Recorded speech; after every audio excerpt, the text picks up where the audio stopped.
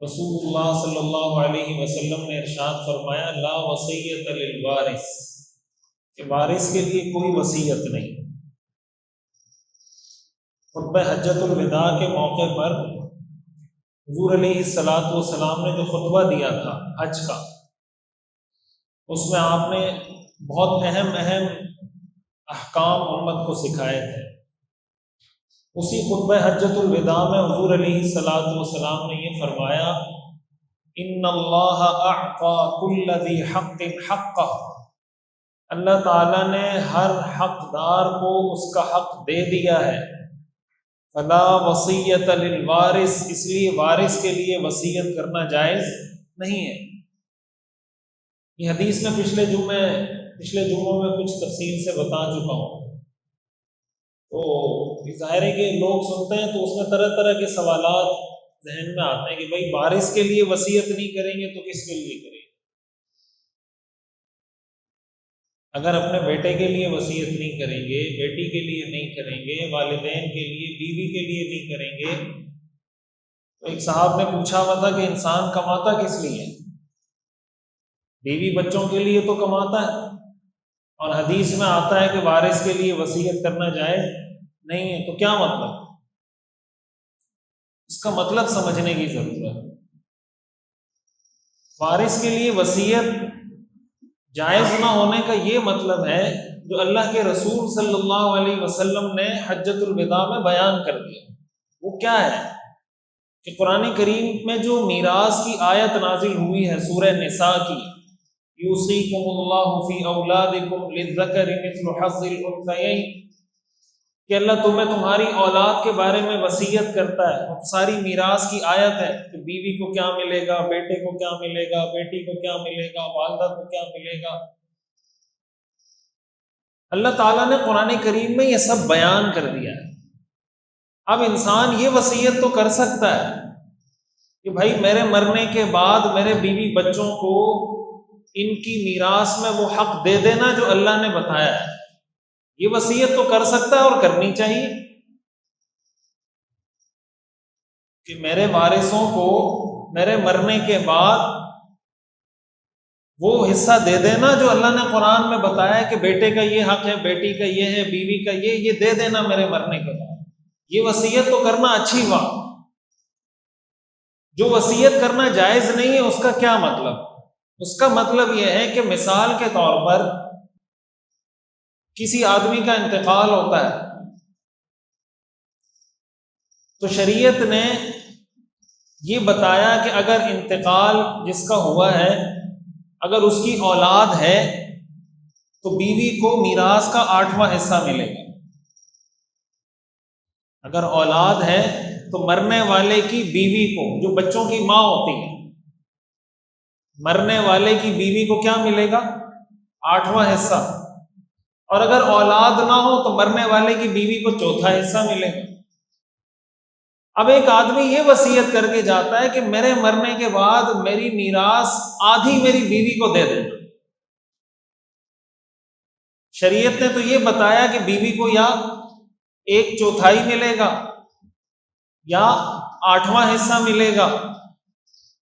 وصیت کرنے والا اگر یہ وصیت کر کے جاتا ہے کہ میرے مرنے کے بعد میری بیوی کو میری میراث کا آدھا حصہ میری بیوی کو دے دینا، اس وصیت کی اسلام میں کوئی حیثیت نہیں۔ بیوی کو مرنے کے بعد وہی ملے گا جو قرآن نے بتایا ہے۔ یہ بات سمجھ میں آ رہی ہے؟ یہ وصیت کرنا کہ قرآن نے جو حصہ بیوی کا، بیٹے کا، بیٹی کا، والدہ کا، والد کا متعین کیا ہے، آپ اس کے خلاف جا کے وصیت کریں کہ قرآن نے تو یہ کہا ہے کہ بیوی کو 8واں حصہ ملے گا، لیکن میں یہ وصیت کر رہا ہوں کہ میری بیوی کو آدھا حصہ دینا۔ نہیں ملے گا آدھا حصہ، شریعت کے مطابق وہی حصہ ملے گا جو قرآن نے بتایا۔ یہ مطلب ہے رسول اللہ صلی اللہ علیہ وسلم کے اس فرمان کا کہ لا وصیت للوارث، وارث کے لیے کوئی وصیت نہیں۔ اور یہ جو قرآن کریم کی آیت ہے سورہ بقرہ کی، کتب علیکم اذا حضر احدکم الموت ان ترک خیرا الوصیۃ للوالدین والاقربین، اس آیت میں اللہ تعالیٰ نے وصیت کو فرض قرار دیا ہے کہ وصیت تم پر لازم ہے، لیکن قرآن کریم کی یہ جو آیت ہے یہ میراث والی آیت کے ذریعے منسوخ ہو گئی ہے۔ قرآن کریم میں منسوخ آیات بھی ہیں، قرآن میں آتا ہے نا ما ننسخ من آیت او ننسها نأتی بخیر منہا او مثلہا، کہ ہم جس آیت کو منسوخ کر دیتے ہیں یا آپ کو بھلا دیتے ہیں تو اس سے بہتر آیت آپ کو دے دیتے ہیں۔ وارث کے لیے وصیت اب بھی کر سکتے ہیں، جیسے میں نے بتایا وارث کے لیے یہ وصیت کر سکتے ہیں کہ بھائی اس کا جو میراث میں حق بنتا ہے وہ دے دینا۔ یہی وجہ ہے یہ جو ہمارے ہاں تصور ہے نا کہ میں نے اپنے بیٹے کو عاق کر دیا ہے، بیٹے کو کیا کر دیا ہے؟ عاق کر دیا ہے۔ اسلام میں اس کی کوئی حیثیت نہیں، آپ اپنے بیٹے کو عاق نہیں کر سکتے، آپ اپنی بیٹی کو عاق نہیں کر سکتے،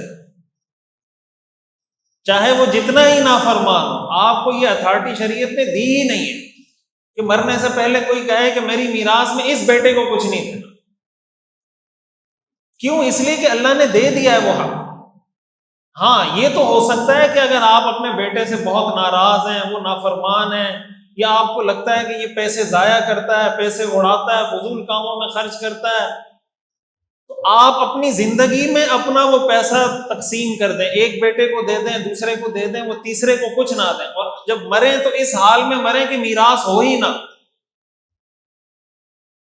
تب تو اس بیٹے کو کچھ نہیں ملے گا، اس لیے کہ آپ اپنی زندگی میں سب کچھ تقسیم کر چکے ہیں اور دوسروں کو مالک بنا چکے ہیں۔ لیکن اگر اس حال میں کسی کا انتقال ہوتا ہے کہ اپنی زندگی میں اس نے وہ سب کچھ تقسیم نہیں کیا اور وہ اس حال میں دنیا سے چلا گیا اور یہ کہہ کر چلا گیا کہ میرا بیٹا عاق ہے، اب وہ عاق نہیں ہو، اور کسی اولاد میں سے کسی کو اس طرح بلا وجہ اگر کوئی محروم کرتا ہے تو یہ ظلم ہے۔ ایک تو ہوتا ہے نا کوئی ریزن ہے، کوئی معقول وجہ ہے، اگر وہ ہے ہی ایسا کہ وہ چرسی ہے، چرسی پیتا رہے گا، نشہ کرتا رہے گا، پیسے ضائع کرتا رہے گا، اور آپ کو پتا ہے کہ اس کو پیسے ملیں گے تو سوائے نقصان کے کچھ نہیں ہے، تو ایک معقول ریزن ہے کہ آپ دوسروں کو دیں یا اس کے پیسے کسی اور کو دے دیں کہ یار اس پہ خرچ کر دینا، یہ تو بات سمجھ میں آتی ہے۔ لیکن بلا وجہ کسی کو محروم کرنا، جسے ہمارے یہاں بیٹیوں کو محروم کیا جاتا ہے۔ ایک 2 دن پہلے مجھے ایک خاتون کا میسج آیا کہ ہمارے والد صاحب نے 2 بھائی ہیں 2 بہنیں، ہمارے والد صاحب نے جاتے ہوئے کہا کہ میرا یہ ایک گھر فلاں بیٹے کو دے دینا اور دوسرا گھر فلاں بیٹے کو دے دینا۔ تو ہم نے ابو کو یاد دلایا کہ ہم آپ کی بیٹیاں ہیں، تو ایک گھر اس کو مل جائے گا، ایک گھر اس کو مل جائے گا، ہم کیا کریں گے؟ پتہ نہیں یہ کیسے والد ہوتے ہیں، مجھے سمجھ نہیں آتی، ایک والد اپنی بیٹی کے ساتھ ایسا ظلم کیسے کر سکتا ہے؟ آپ کا داماد آپ کی بیٹی پہ ظلم کرے تو آپ آپے سے باہر ہو جاتے، میری بیٹی کے ساتھ ظلم کیا ہے۔ خود باپ بیٹی کو میراث سے محروم کرے، باپ ہو کر بیٹی کو میراث سے محروم کرے، یہ کیسا باپ ہے؟ تو وہ کہنے لگی کہ میں نے ابو کو کہا کہ آپ 2 بیٹوں کا بتا کے جا رہے ہیں کہ ایک گھر اس کو دے دینا، ایک اس کو دے دینا، ہماری ایک بہن کی ابھی تک شادی نہیں ہوئی، کل کو تو بھائی ہمارا سامان نکال کے روڈ پہ پھینک دیں گے۔ تو کہا چونکہ وہ یہ سب کچھ ہو چکا تھا، بعد میں ابو نے کوشش کی کہ اچھا مجھے مسئلہ سمجھ میں آ گیا، بھائیوں کو بلانے کی کوشش کی، ایک بھائی آتا تھا، دوسرا نہیں آتا تھا، دوسرا آتا تھا، پہلا نہیں آتا تھا۔ اسی دوران والد کا انتقال ہو گیا، اور کہا کہ جب ہمارے والد صاحب کا انتقال ہوا تو ہمارے بھائی نے بہنوں کا سامان اٹھا کے کمروں ومروں سے نکال کر گھر سے باہر پھینک دیا کہ یہ والد میرے نام کر کے گئے، یہ گھر یہ پراپرٹی تمہارا، اس میں کوئی عمل دخل نہیں ہے۔ اس والد کے لیے بیٹھ کے کرتے رہے ایصال ثواب، کرتے رہے قرآن ختم۔ کیا مذاق بنایا ہوا ہے دین کا ہم نے، قرآن بخشوا دیں، 2 قرآن بخشوا دیں، یاسین بخشوا دیں، بیٹی کو میراث سے محروم کر کے جانے والا یاسین بخشوانے سے بخشا جائے، یہ بیٹی کے معاف کرنے سے بخشا جائے گا۔ بیٹی اگر اس کو معاف نہیں کرے، 1000 قرآن بخشوائے، نہیں بخشا جائے گا۔ یہ حقوق العباد ہیں، یہ بیٹی کا حق ہے۔ سنن ابو داؤد کی حدیث ہے، رسول اللہ صلی اللہ علیہ وسلم نے ارشاد فرمایا، ایسی حدیثیں بھی سنا کریں، اس کو یاد بھی رکھا کریں۔ ان الرجل لیعمل والمرأة بطاعة اللہ 60 سنة۔ رسول اللہ صلی اللہ علیہ وسلم نے فرمایا کہ مرد اور عورت 60 سال تک اللہ کی عبادت کرتے ہیں۔ کتنے سال تک؟ 60 سال تک اللہ کی عبادت کرتے ہیں۔ ثم يحضرهم الموت، پھر ان کی موت کا وقت قریب آتا ہے۔ فيضاران في الوصية، وہ وصیت میں کسی ایک وارث کو نقصان پہنچا دیتے ہیں۔ فتجب لهم النار، ان پر جہنم واجب ہو جاتی ہے۔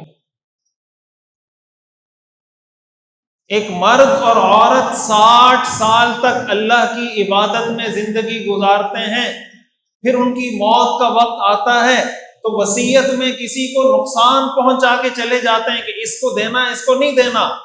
اس ایک عمل کی وجہ سے ان پر جہنم واجب ہو جاتی ہے۔ سنن ابن ماجہ کی حدیث ہے، رسول اللہ صلی اللہ علیہ وسلم نے ارشاد فرمایا، من قطع میراث وارثہ، جس نے اپنے وارث کو اس کی میراث سے محروم کیا، قطع اللہ میراثہ من الجنت یوم القیامہ، اللہ قیامت کے دن اس کو جنت سے محروم کرے۔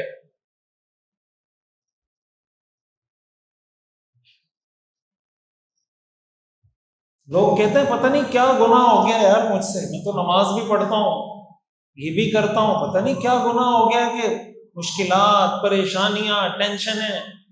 کیوں؟ اس لیے کہ ان چیزوں کو تو گناہ سمجھتے ہی نہیں، یہ تو نارمل سی چیز ہے۔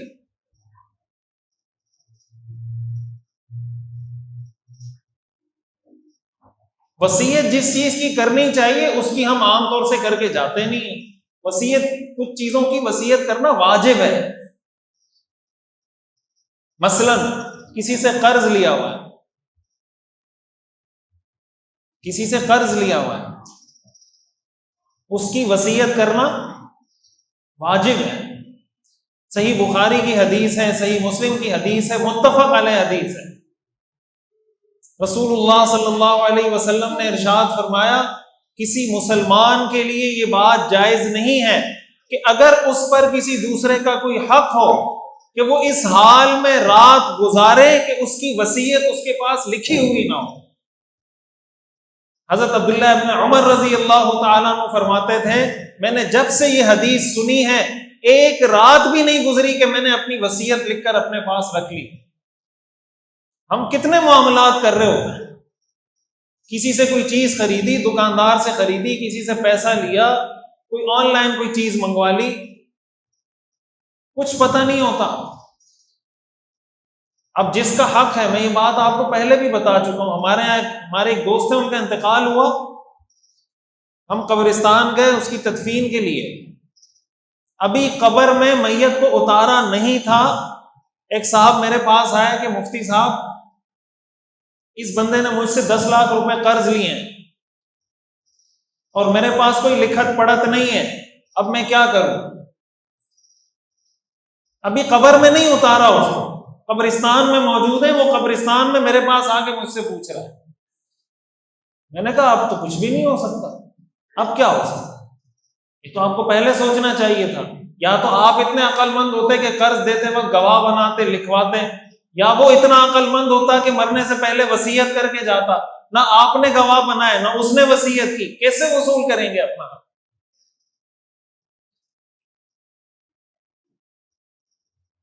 یہ وصیت کرنا واجب ہے۔ کسی پر حج فرض ہے اور اس نے حج نہیں کیا، اس پہ فرض ہے، واجب ہے کہ وصیت کر کے جائے۔ اگر اتنا مال چھوڑ کے جا رہا ہے جس سے حج ہو سکتا ہے، اس پہ واجب ہے کہ وصیت کر کے جائے کہ میرے مرنے کے بعد میری طرف سے حج ادا کر دینا۔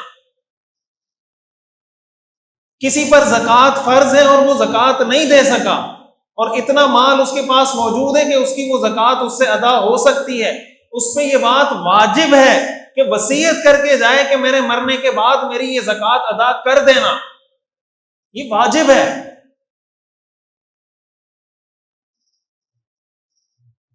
ہم تو اپنے جتنے معاملات کرتے ہیں اس میں ہمارا موت کو تو ہم نے نکال ہی دیا ہے۔ 10 سال کا ایگریمنٹ ہو رہا ہے، 20 سال کا ایگریمنٹ ہو رہا ہے، کریں، بالکل کریں، ساتھ موت کو بھی ذکر کریں کہ اگر میں 2 سال بعد مر گیا تو کیا ہو۔ 20 سال کا ایگریمنٹ کر رہے ہیں، کر لیں، بیچ میں لکھ دیں اگر میں 6 مہینے بعد مر گیا تو کیا ہو۔ یہ ہمارے ایگریمنٹ کا حصہ ہوتا ہے؟ کہیں ہمارے ایگریمنٹ میں موت کا ذکر آتا ہے؟ یہ جو دین کا ایک عجیب و غریب تصور ہم نے دماغ میں بٹھایا ہوا ہے، 8-10 چیزوں کو دین سمجھا ہوا ہے، اس کو ختم کرنے کی ضرورت ہے۔ قرآن کریم میں آتا ہے افتؤمنون ببعض الکتاب وتکفرون ببعض، کیا تم قرآن کے بعض حصے پر ایمان لاتے ہو اور بعض کا انکار کر دیتے ہو؟ فما جزاء من يفعل ذلك منكم الا خزي في الحیات الدنیا، ایسے آدمی کی سزا اس کے سوا کچھ نہیں ہے کہ دنیا میں بھی رسوا ہوگا، وَيَوْمَ الْقِيَامَةِ يُرَدُّونَ إِلَىٰ أَشَدِّ الْعَذَابِ، اور قیامت میں بھی سخت ترین عذاب کا شکار ہو۔ 2-3 لوگوں کو گواہ بنا کر اپنے معاملات بتا کے رکھنے چاہیے کہ میرے بینک اکاؤنٹ میں یہ پیسہ ہے، یہ پیسہ میرے پاس کسی نے انویسٹ کیا ہوا ہے، یہ میرا ذاتی ہے، یہ میرے فلاں دوست کا ہے، فلاں آدمی سے میں نے اتنا قرض لیا ہوا ہے، اس سے میں نے اتنا مال اٹھایا ہوا ہے، اس کو میں نے فلاں دن پیمنٹ کرنی ہے۔ یہ ساری چیزیں لکھ کے رکھیں، 2-3 گواہ بنا کے رکھیں۔ کسی کے انتقال کے بعد شریعت کا حکم یہ ہے کہ سب سے پہلے اس کی تجہیز و تکفین کی جاتی ہے، اس کے مال سے کفن کا انتظام، دفن کا انتظام، وہ خرچہ اس کے مال سے لیا جاتا ہے۔ دوسرے نمبر پر اس کے سارے قرضے ادا کیے جاتے ہیں۔ تیسرے نمبر پر اس کی وصیت، جو جائز وصیت کر کے گیا ہے، 1/3 کے اندر وصیت کرنا جائز ہے، وارث کے لیے نہیں، غیر وارث کے لیے۔ 1/3 میں 1/3، مثال کے طور پر کوئی 9 لاکھ روپے چھوڑ کے جا رہا ہے نا، تو یہ وصیت کر سکتا ہے کہ میرے مرنے کے بعد 2 لاکھ روپے مدرسے میں دے دینا، 3 لاکھ روپے کسی یتیم کو دے دینا۔ 4 لاکھ کی وصیت نہیں کر سکتا، 3.5 لاکھ کی وصیت نہیں کر سکتا، 3.25 لاکھ کی وصیت اگر کرے گا نافذ نہیں ہوگی۔ 1/3 وصیت کر کے اگر کوئی جاتا ہے تو وارثوں پر لازم ہے، واجب ہے کہ اس وصیت کو پورا کریں۔ اگر اس سے زیادہ کی وصیت کر کے جاتا ہے، وارثوں پہ لازم نہیں ہے کہ اس کو پورا کریں۔ حدیث شریف میں آتا ہے، حضرت سعد بن ابی وقاص رضی اللہ تعالی عنہ، یہ 10 مبشرہ میں سے ہیں، ان 10 صحابہ میں سے ہیں جن کو حضور نے نام لے کر جنت کی بشارت دی تھی۔ یہ بیمار ہوئے، مکہ مکرمہ میں تھے، حضور علیہ الصلوۃ والسلام ان کی عیادت کے لیے گئے تو یہ کہنے لگے، یا رسول اللہ میں اپنا سارا مال مرنے سے پہلے صدقہ کرنا چاہتا ہوں۔ آپ نے فرمایا مت کرو ایسا۔ انہوں نے کہا، یا رسول اللہ آدھا مال صدقہ کر دیتا ہوں۔ آپ نے فرمایا مت کرو۔ انہوں نے کہا کہ 1/3 کی وصیت کر دیتا ہوں کہ میرے مرنے کے بعد 1/3 1/3 میرے مال میں سے صدقہ کر دینا۔ آپ نے فرمایا کر لو، والثلث کثیر، یہ بھی زیادہ ہے، اگر اس کی بھی وصیت نہ کرو، اس سے بھی کم کی وصیت کرو تو زیادہ بہتر ہے۔ اور پھر آپ نے فرمایا لَأَن تَدَعَ وَرَثَتَكَ أَغْنِيَاءَ خَيْرٌ مِّنْ أَن تَدَعَهُمْ عَالَةً يَتَكَفَّفُونَ النَّاسَ، تم اپنے وارثوں کو اس حال میں چھوڑ کر جاؤ کہ ان کے پاس بینک بیلنس ہو، ان کے پاس پیسہ ہو، یہ بہتر ہے اس بات سے کہ ان کو اس حال میں چھوڑ کے جاؤ کہ وہ لوگوں سے مانگتے پھریں۔ اب بعض اوقات کیا ہوتا ہے کہ ساری زندگی تو صدقہ کیا نہیں، اب مرنے کا وقت آیا تو مرتے وقت کہا کہ میرا سارا مال مدرسے میں دے دو، میرے سارے مال سے یتیم خانہ کھول دینا۔ یہ وصیت کرنا جائز نہیں ہے۔ حدیث میں آتا ہے، صحابہ نے پوچھا، یا رسول اللہ سب سے افضل صدقہ کون سا ہے؟ آپ نے فرمایا سب سے افضل صدقہ یہ ہے ان تصدق وانت صحیح شحیح، اس حال میں صدقہ کرو کہ بالکل تندرست ہو، دل میں کنجوسی ہو، تخشى الفقر وتأمل الغنى، اس بات کا خطرہ ہو کہ صدقہ کر دوں گا تو غریب ہو جاؤں گا، اور نہیں کروں گا تو پیسہ میرے پاس رہے گا، مالدار رہوں گا۔ جب یہ کیفیت ہو اس حال میں صدقہ کرنا سب سے افضل صدقہ ہے۔ آپ نے فرمایا یہ کوئی صدقہ نہیں ہے کہ جب موت کا وقت قریب آ جائے، حتی اذا بلغت الحلقوم، جب سانس گلے میں اٹک جائے، قلت لفلان کذا ولفلان کذا، فلاں کو اتنے پیسے دے دینا، فلاں جگہ اتنا صدقہ کر دینا۔ آپ نے فرمایا وقد کان لفلان، وہ تمہاری وصیت سے پہلے وارثوں کا ہو چکا ہے، اب تمہاری وصیت کا کوئی فائدہ نہیں ہے۔ تو وصیت کر کے جانا چاہیے، لیکن خیر کی وصیت۔ مثال کے طور پر کسی کے بیٹے کا انتقال اس کی زندگی میں ہو گیا، اب اس کے پوتے ہیں، تو پوتے کو میراث میں حصہ نہیں ملتا اگر اور بیٹے موجود ہوں۔ یہ وصیت انسان کر کے جا سکتا ہے کہ بھائی میرے پوتے کو اتنے پیسے میرے میراث میں سے دے دینا، اس لیے کہ میراث کے جو حصے ہیں اس میں اس کا حصہ نہیں بنے گا اگر مرنے والے کے اور بیٹے موجود ہوں، اور ایک بیٹے کا انتقال والد کی زندگی میں ہو گیا ہے تو پوتے کو میراث نہیں ملتی۔ اس کو چاہیے کہ یہ وصیت کر کے جائے کہ میرے اس پوتے کو یا میری اس پوتی کو، چونکہ میرے بیٹے کا انتقال ہو گیا ہے تو اتنے لاکھ روپے یا اتنے پیسے میرے ان پوتوں کو دے دینا۔ یہ وصیت کرنا مستحب ہے، شریعت میں اس کا حکم ہے کہ یہ وصیت کر کے جائیں، لیکن ناجائز وصیت کرنے کی اجازت نہیں۔ اللہ تعالی ہمیں سمجھنے کی اور عمل کرنے کی توفیق عطا فرمائے۔